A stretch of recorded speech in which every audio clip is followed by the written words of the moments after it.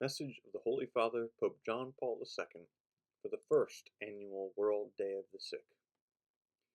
Dear brothers and sisters, the Christian community has always paid particular attention to the sick and the world of suffering in its multiple manifestations.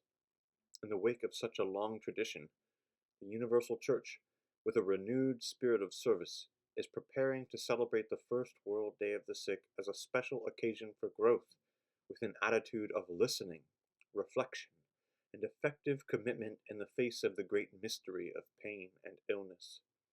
This day, which, beginning in February 1993, will be celebrated every year on the commemoration of Our Lady of Lourdes, for all believers seeks to be a special time of prayer and sharing, of offering one's suffering for the good of the Church, and of reminding everyone to see in his sick brother or sister the face of Christ who, by suffering, dying, and rising, achieved the salvation of mankind. The day seeks, moreover, to involve all people of goodwill. Indeed, the basic questions posed by the reality of suffering and the appeal to bring both physical and spiritual relief to the sick do not concern believers alone, but challenge all mankind, marked by the limitations of the mortal condition. Unfortunately, we are preparing to celebrate this World Day in circumstances which are in some respects dramatic. The events of these months, while bringing out the urgency of prayer to entreat divine aid, recall us to the duty of implementing new and swift measures to assist those who suffer and cannot wait. Before the eyes of all are the very sad images of individuals and whole peoples who, lacerated by war and conflicts, succumb under the weight of easily avoidable calamities. How can we turn our gaze from the imploring faces of so many human beings, especially children, reduced to a shell of their former selves by hardships of every kind, in which they are caught up against their will because of selfishness and violence? And how can we forget all those who at healthcare facilities, hospitals, clinics, leprosariums, centers for the disabled, nursing homes, or in their own dwellings, undergo the cavalry of sufferings which are often neglected, not always suitably relieved, and sometimes even aggravated by a lack of adequate support? Illness, which in everyday experience is perceived as a frustration of the natural life force, for believers becomes an appeal to read the new, difficult situation in the perspective which is proper to faith. Outside of faith, moreover, how can we discover in the moment of trial the constructive contribution of pain? How can we give meaning and value to the anguish, unease, and physical and psychic ills accompanying our mortal condition? What justification can we find for the decline of old age and the final goal of death, which, in spite of all scientific and technological progress, inexorably remain? Yes, only in Christ, the incarnate Word, Redeemer of mankind and victor over death, is it possible to find satisfactory answers to such fundamental questions.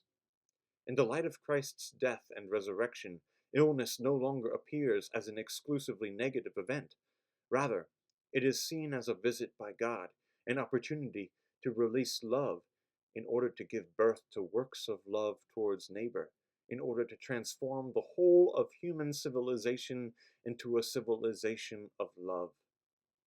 The history of the Church and of Christian spirituality offers very broad testimony of this. Over the centuries, shining pages have been written of heroism in suffering accepted and offered in union with Christ. And no less marvelous pages have been traced out through humble service to the poor and the sick, in whose tormented flesh the presence of the poor, crucified Christ has been recognized.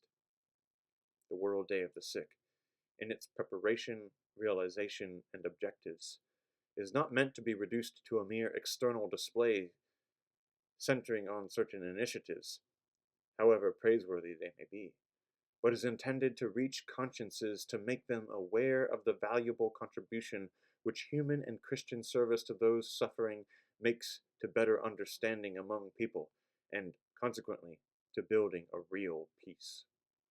Indeed, Peace presupposes, as its preliminary condition, that special attention be reserved for the suffering and the sick by public authorities, national and international organizations, and every person of goodwill. This is valid, first of all, for developing countries in Latin America, Africa, and Asia, which are marked by serious deficiencies in healthcare. With the celebration of the World Day of the Sick, the Church is promoting a renewed commitment to those populations, seeking to wipe out the injustice existing today by devoting greater human, spiritual, and material resources to their needs. In this regard, I wish to address a special appeal to civil authorities, to people of science, and to all those who work in direct contact with the sick. May their service never become bureaucratic and aloof. Particularly, may it be quite clear to all that the administration of public money imposes the serious duty of avoiding its waste and improper use, so that available resources, administered wisely and equitably, will serve to ensure prevention of disease and care during illness for all who need them. The hopes which are so alive today for a humanization of medicine and healthcare require a more decisive response. To make healthcare more humane and adequate, it is, however, essential to draw on a transcendent vision of man which stresses the value and sacredness of life in the sick person as the image and child of God. Illness and pain affect every human being. Love for the suffering is the sign and measure of the degree of civilization and progress of a people. To you, dear sick people all over the world, the main actors of this World Day, may this event bring the announcement of the living and comforting presence of the Lord. Your sufferings, accepted and borne with unshakable faith, when joined to those of Christ, take on extraordinary value for the life of the Church and the good of humanity. For you, healthcare workers called to the highest, most meritorious and exemplary testimony of justice and love, may this day be a renewed spur to continue in your delicate service with generous openness to the profound values of the person, to respect for human dignity, and to defense of life from its beginning to its natural close.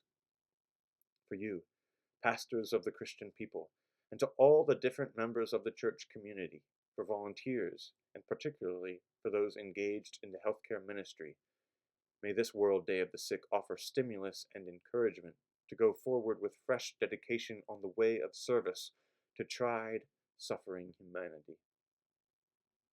On the commemoration of Our Lady of Lourdes, whose shrine at the foot of the Pyrenees has become a temple of human suffering, we approach, as she did on Calvary, where the cross of her Son rose up. The crosses of pain and solitude of so many brothers and sisters to bring them comfort, to share their suffering, and present it to the Lord of life in spiritual communion with the whole Church. May the Blessed Virgin, health of the sick and mother of the living, be our support and our hope, and, through the celebration of the Day of the Sick, increase our sensitivity and dedication to those being tested, along with the trusting expectation of the luminous day of our salvation, when every tear will be dried forever. May it be granted to us to enjoy the first fruits of that day from now on in the superabundant joy, though in the midst of all tribulations, promised by Christ, which no one can take from us. I extend my blessing to all.